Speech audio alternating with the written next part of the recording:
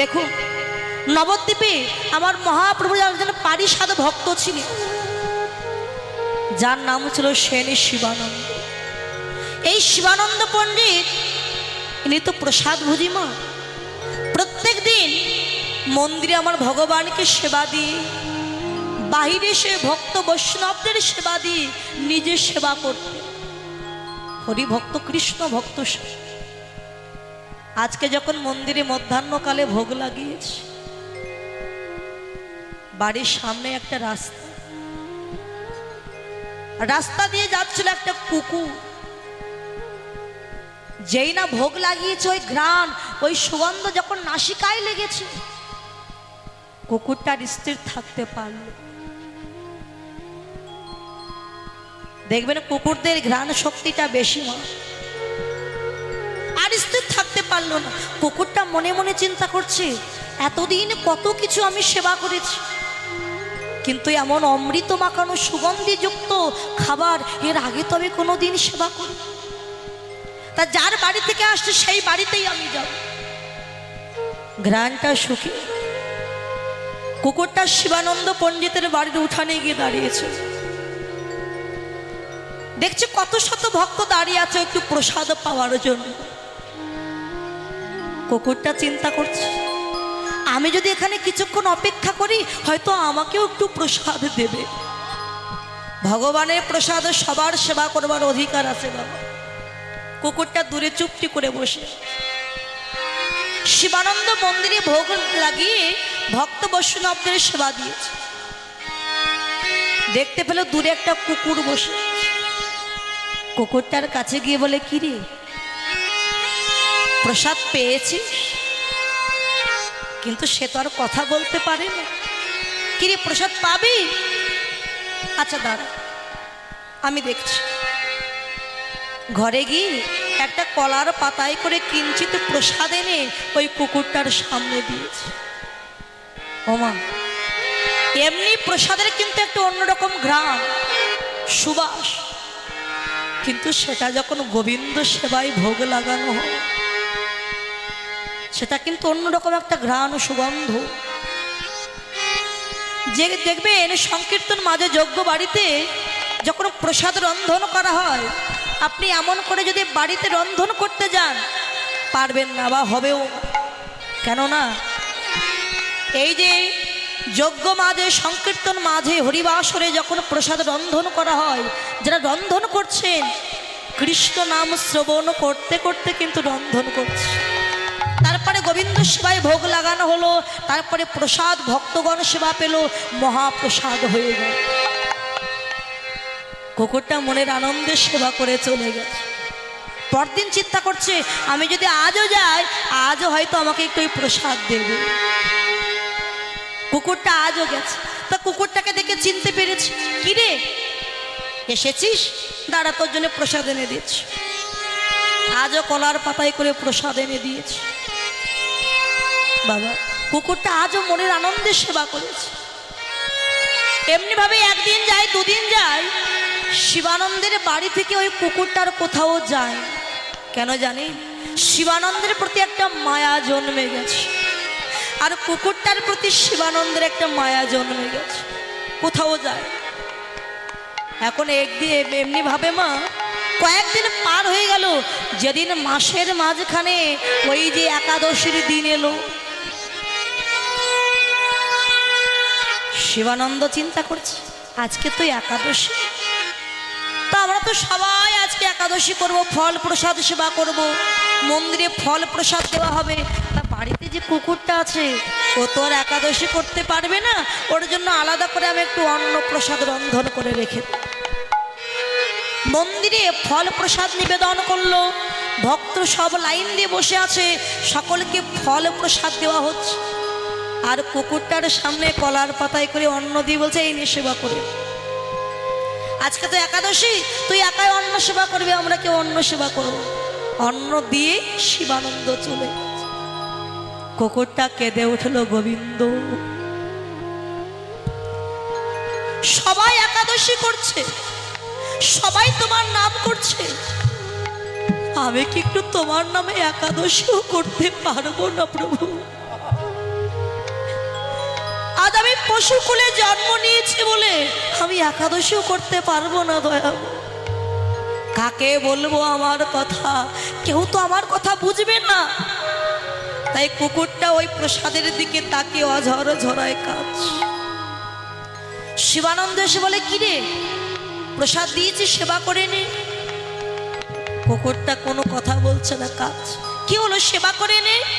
যেই না মাথাটা নিচু করেছে, সঙ্গে সঙ্গে কুকুরটা সম্মুখের দুখানা চরণ দিয়ে শিবানন্দের গলাটা জড়িয়ে ধরেছে। বাবা, জড়িয়ে ধরে যেন বলতে চাইছে, শিবানন্দ আমি অন্য সেবা করব না,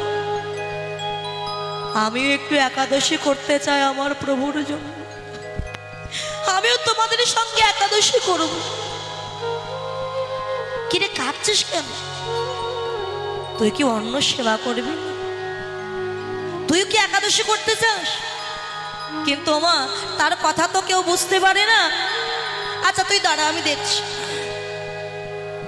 মন্দিরে গিয়ে দেখে পাত্রে একটা মাত্র ফল আছে, যেটা শিবানন্দ নিজের জন্য রেখে দিয়েছে।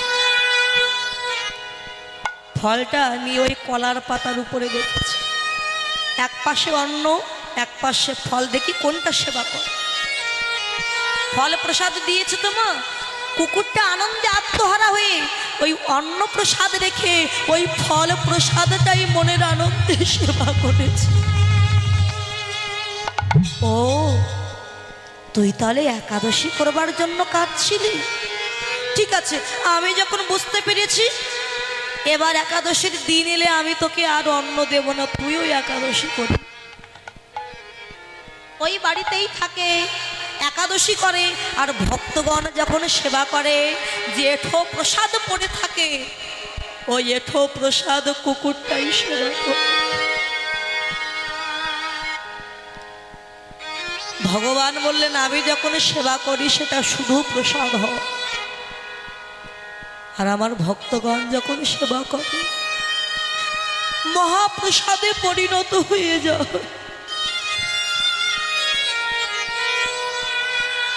এমনি ভাবে কয়েকদিন চলে গেল। নবদ্বীপ থেকে ভক্তগণ সকলেই যাচ্ছেন পুরী ধামে জগন্নাথ দর্শন করতে। শিবানন্দ যাওয়ার জন্য পথে বাহির হয়েছে। কুকুরটা বুঝতে পেরে একেবারে শিবানন্দের চরণ দুখানা জড়িয়ে ধরেছে।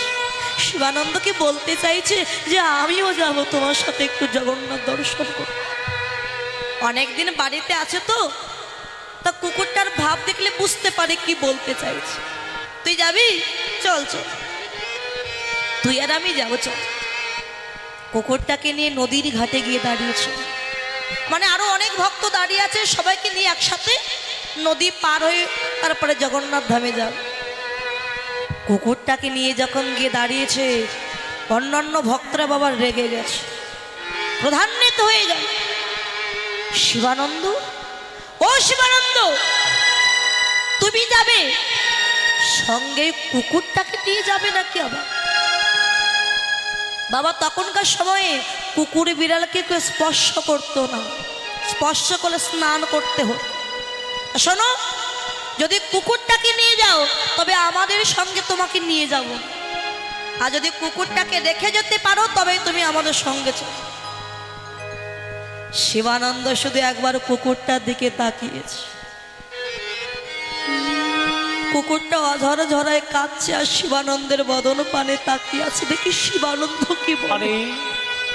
সে যা বলবে আমি তাই শুনব। শিবানন্দ ভাবলো,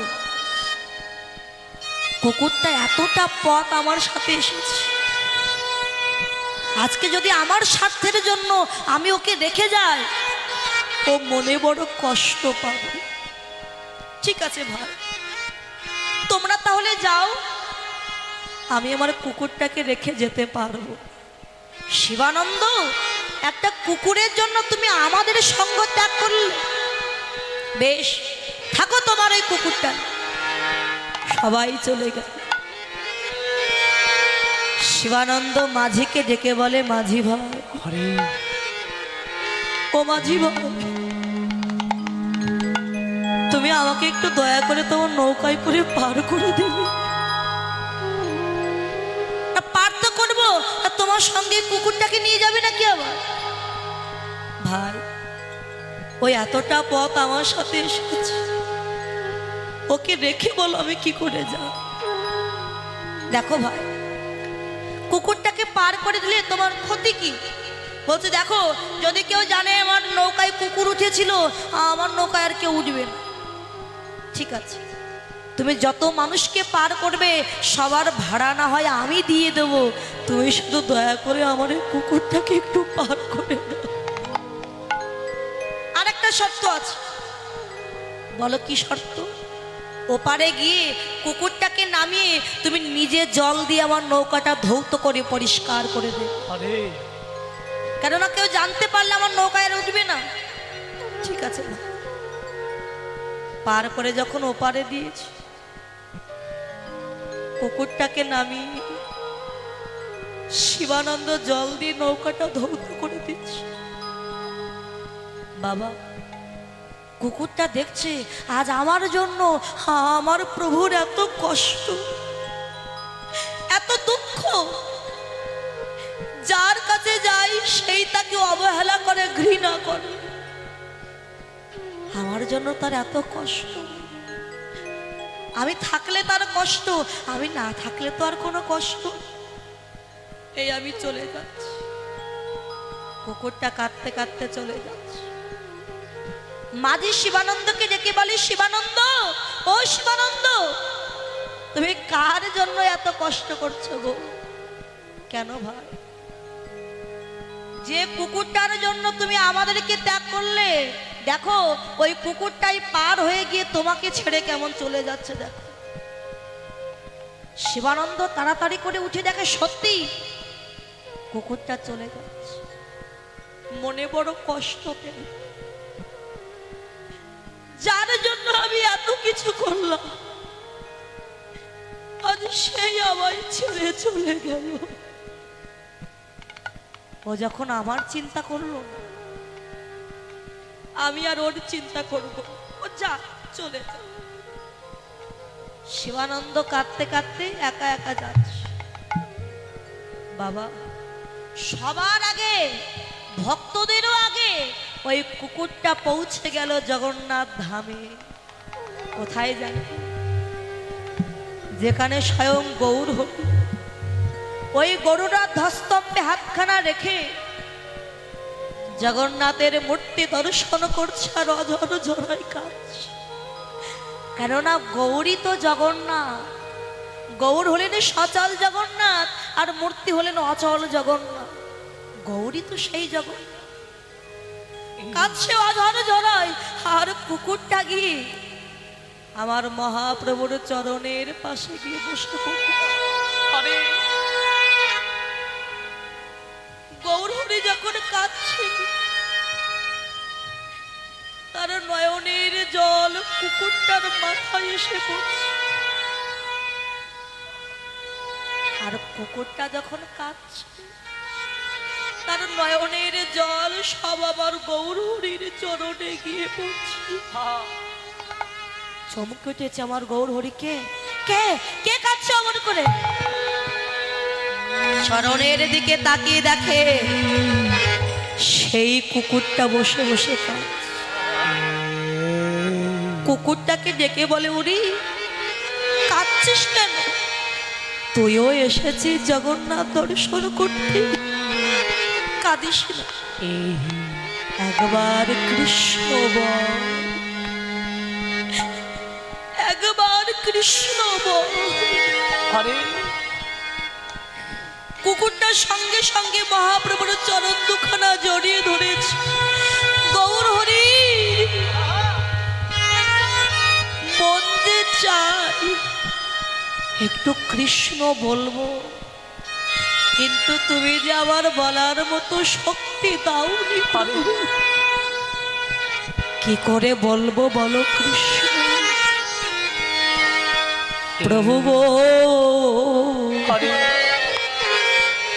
এ জন্মে তো কৃষ্ণ বলা হলো না, হলো না।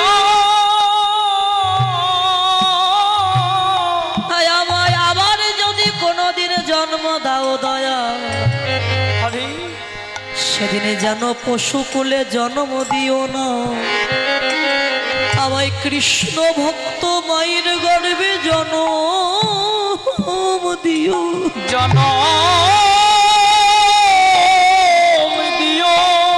সেদিন আমি সকাল সকাল সাধু গুরু বৈষ্ণবের বাজারে গিয়ে ভক্তের চরণ দুখানা হৃদয়ে জড়াই ধরে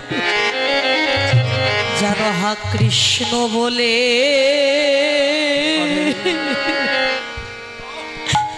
আমি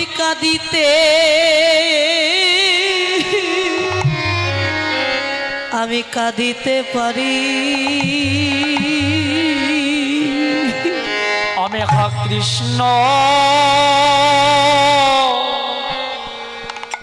কৃষ্ণ বলে আমি যেন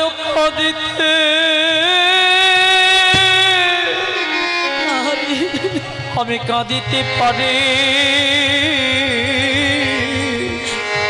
দুটি নয়ন জলে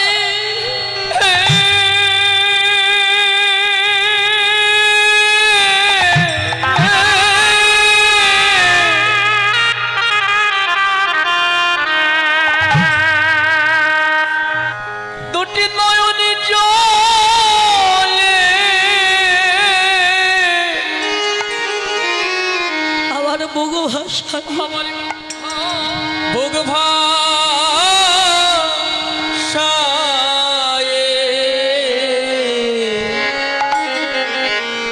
জানো হা কৃষ্ণ বলে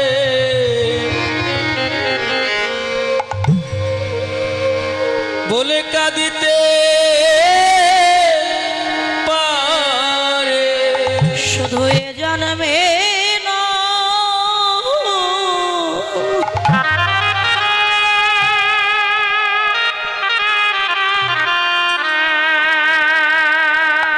শুধু এ জন্মে প্রতি জন্মে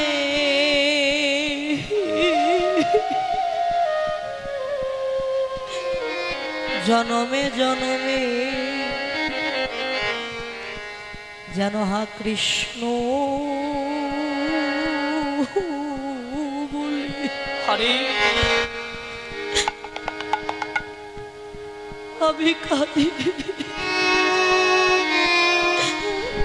আমি কাঁদিতে পারি। শুধু এ জন্মে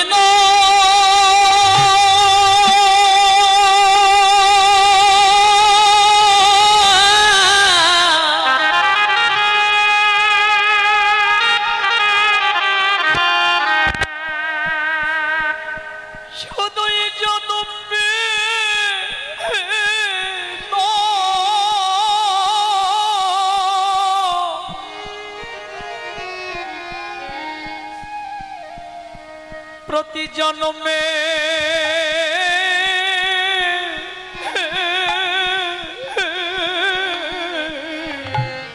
জন্মে জন্মে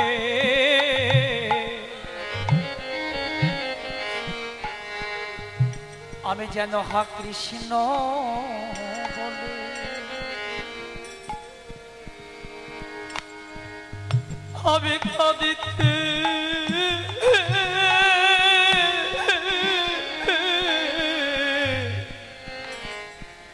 আমি কাঁদিতে পারি।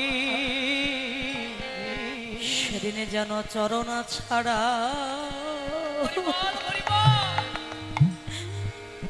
আমায় যেন করো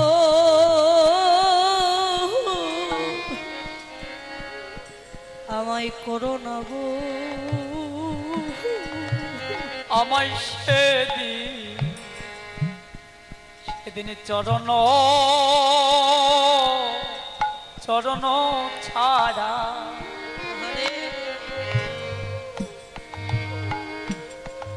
আমায় করো না গো প্রভু আমি কত জনমে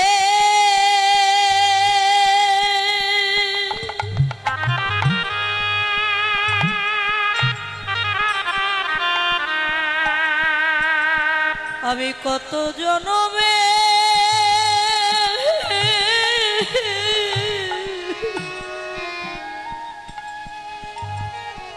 আমি কত জনমে অপরাধী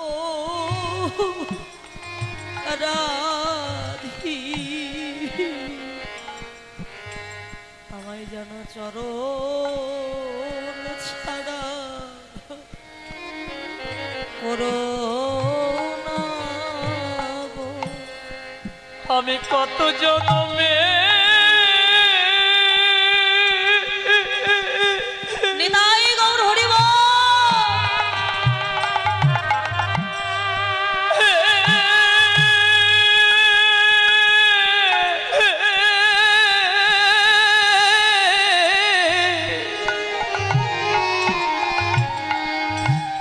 আমি কত জনমে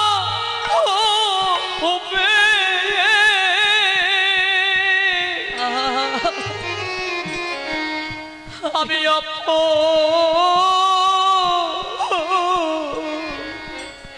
আমি অপরাধী দয়া যেন আমায় চরণ ছাড়া আমায় করো না গো। মহাপ্রভু ভক্তের মনের কথা জানতে পেরে কুকুরটাকে ডেকে বলে, ওরে পরবর্তী জন্মে কৃষ্ণ বলবি কেন? তুই এ জন্মেই কৃষ্ণ বলবি কি করে প্রভু? আমার যে বলার শক্তি না। কুকুরটার মাথায় হাত দিয়েছেন ভক্তের ভগবান,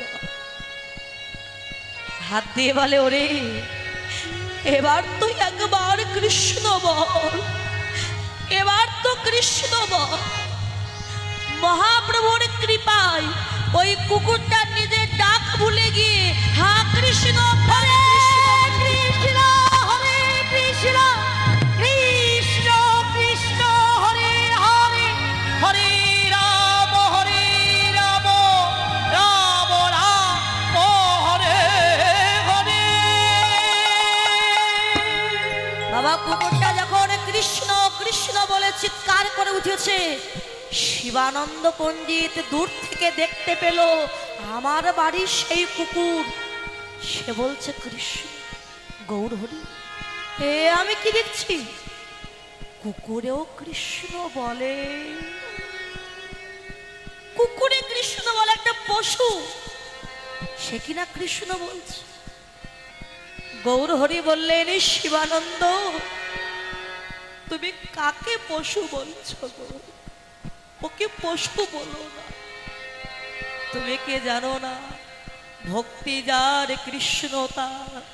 সর্বশাস্ত্রে কয় ভক্তি না থাকিলে কৃষ্ণ দেখিলেও কি হয়। শিবানন্দ ও পশুকুলে জন্ম নিয়ে ওর যে আচরণ, একটা মানুষের মতো সেই আচরণ।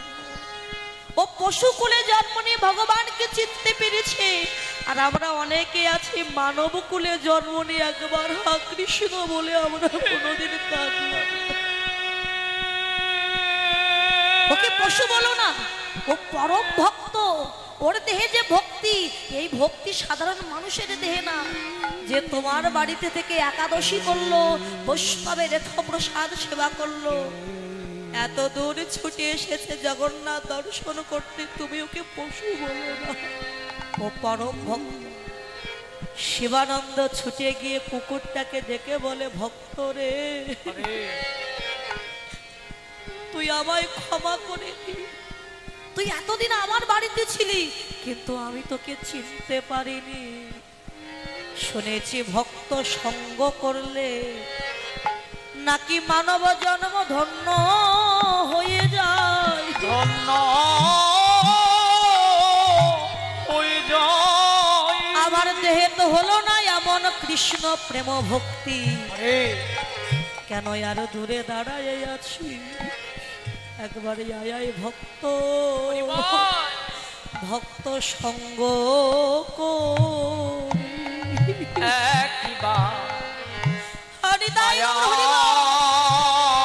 ভক্ত ভক্ত সঙ্গ করি। একবার আয়া এ ভক্ত ভক্ত সঙ্গ করে আমি যে কত জনমে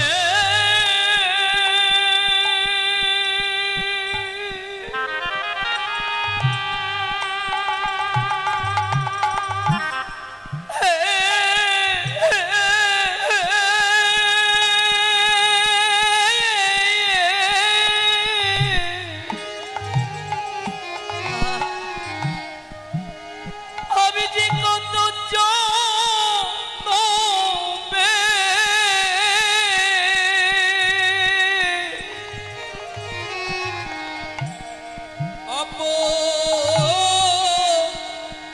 অপরাধী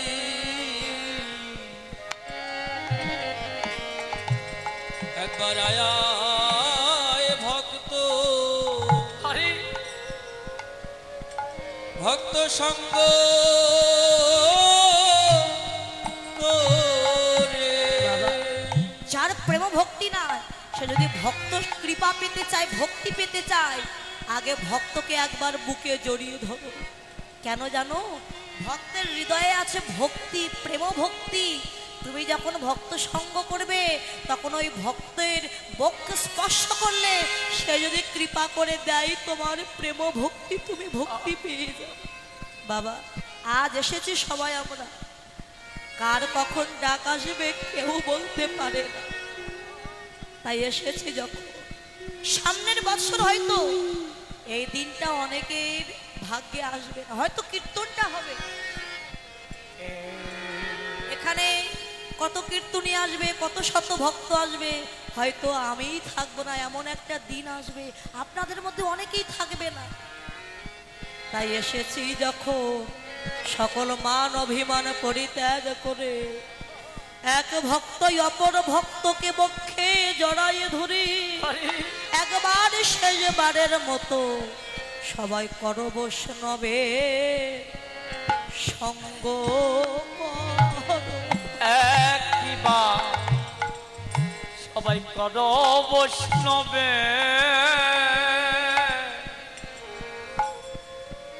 সঙ্গ করো। সবাই করব বৈষ্ণবে সঙ্গ করো। জানি না এমন দিন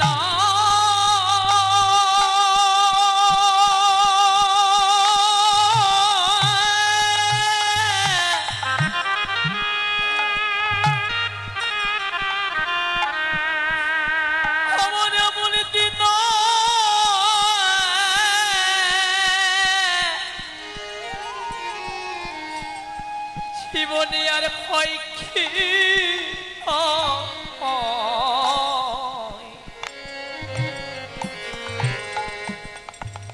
একবার করো বৈষ্ণবে বৈষ্ণবের সঙ্গ আমাদের দিনে দিনে গোনা দি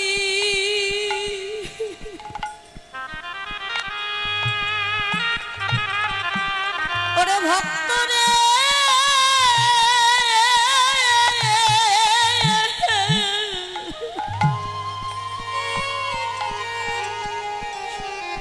আমার দিনে দিনে গোনা দি পুরাইয়ে পুরাইয়ে গেল।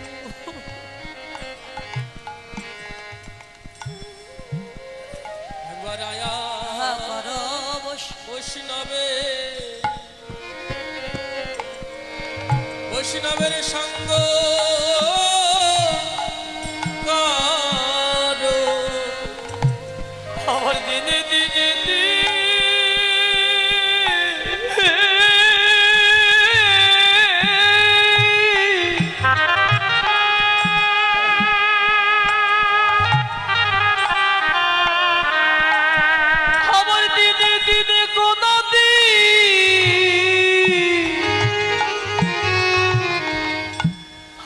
উড়ায়ে উড়ায়ে গেল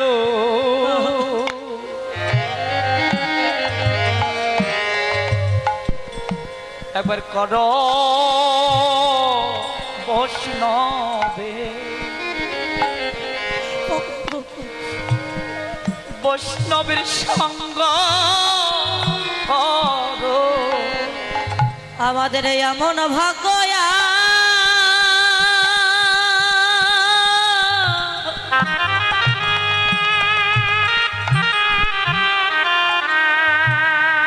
ওরে এমন ভাগ্য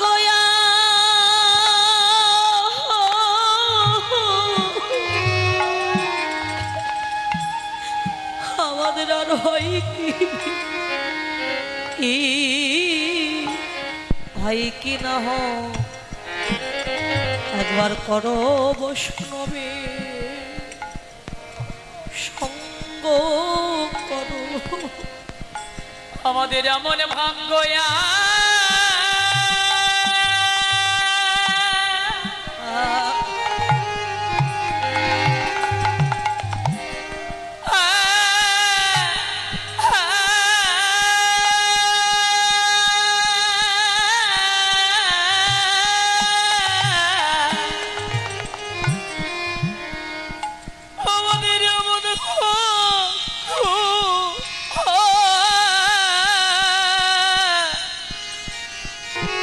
হয় কি না আমাদের আর হয় কি না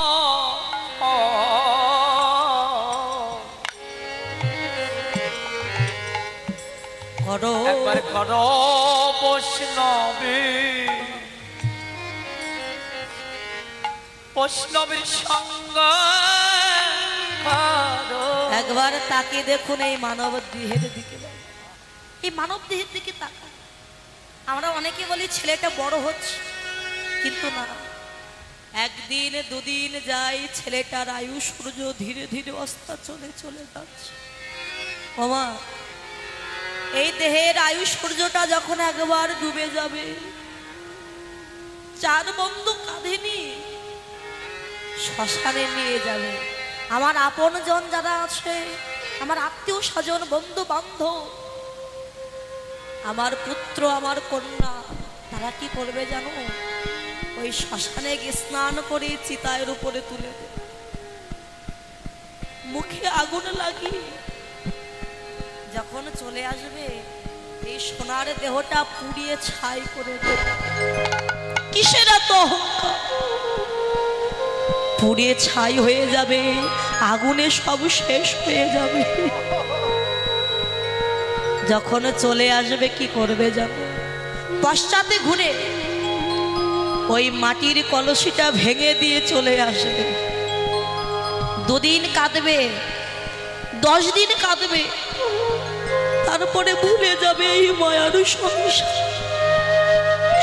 কেউ মনে রাখবে না এই মায়ার সংসারে তাই দেহের প্রতি অহংকার করছো ও তোর সোনার অঙ্গ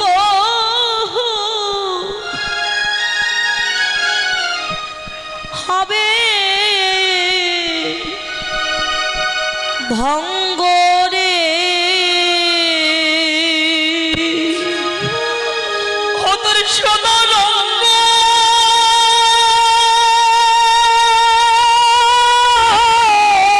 নিতাই গৌর হরিব হবে অঙ্গরে ওরে যেদিন পুড়ে হবি নীল আকাশে যাবি রে উড়ে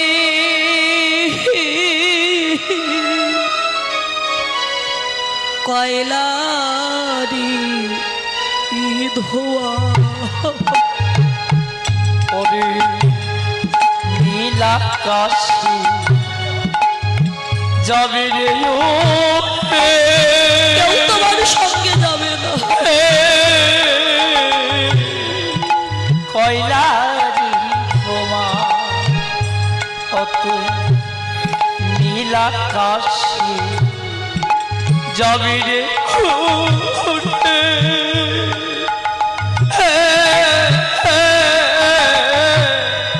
কয়লারি তোমা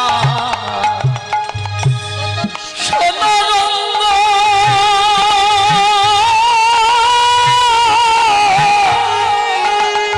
হবে অঙ্গনে ও তোর সোনারঙ্গ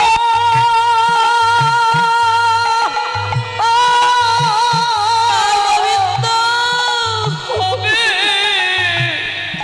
অঙ্গনে তুমি বিনা কোন জগতে কেউ সেদিন যেদিন পুড়ে হবি ছাই নীলাকাশে যাবি রে ওরে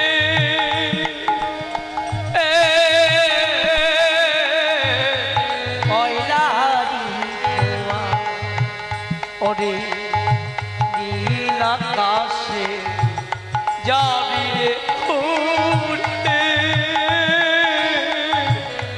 কয়লারি ধোঁয়া সেদিন কি করবে জানো? চিতায় তুলে দি জ্বালবে আগুন খুঁচে খুঁচে মারবে বাড়ি হাড়ে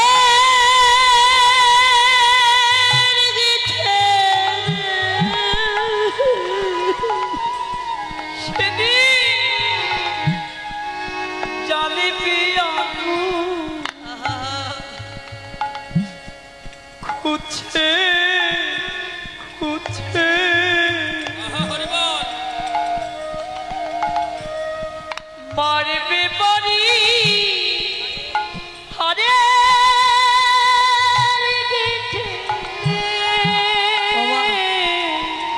এই দেহে যখন আগুন লাগবে না, লাঠি দিয়ে খুঁচিয়ে আগুন ধরিয়ে দেবে।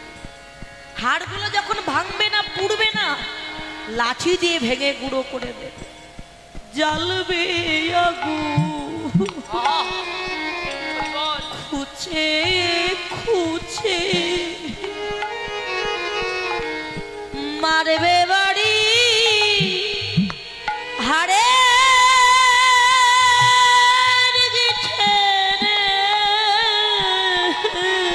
জ্বলবে আগুন সেদিন খুঁজে খুঁজে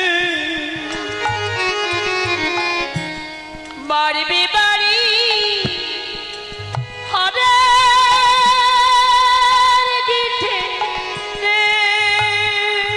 সেদিন তোমার পিঠের চামড়া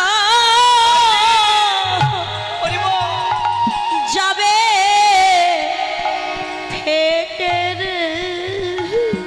তোমার পিঠের চামড়া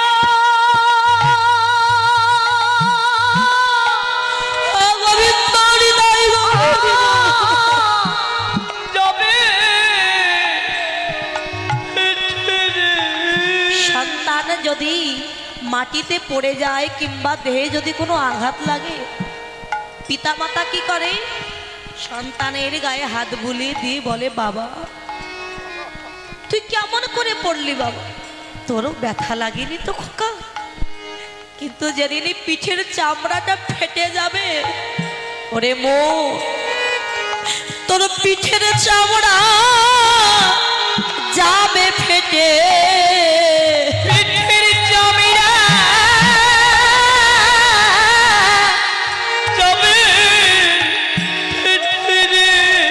সেদিন হাত বোলাবে কে তোর গা, নীল আকাশে যাবি রে উঠে।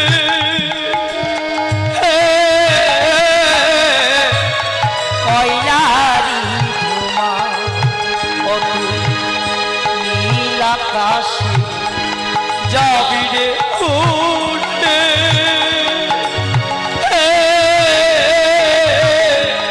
কয়লারি তোমার আর কি করবে জানো তুমি? বলাৎকার করে তারা যখন চিতায় তুলে দেবে, আমার স্ত্রী পুত্র আত্মীয় স্বজন তারা কি করবে জানো? চিতায় তুলে দেওয়ার আগে স্নান করিয়ে দেবে, চিতায় তুলে দিয়ে আগুন জ্বালিয়ে দিয়ে তারা ঘরে এসে স্নান করে শুদ্ধ হয়ে যাবে, ভুলে যাবে সবার স্ত্রী পুত্র। শ্মশান ঘাটে স্নান করিয়ে আসবে ঘরে রে স্ত্রী পুত্র শ্মশান ঘাটে। সেদিন স্নান করিয়ে আসবে ঘরে রে। সেদিন তোমার মানব জন হবে মিছে রে। তোমার মানবী জন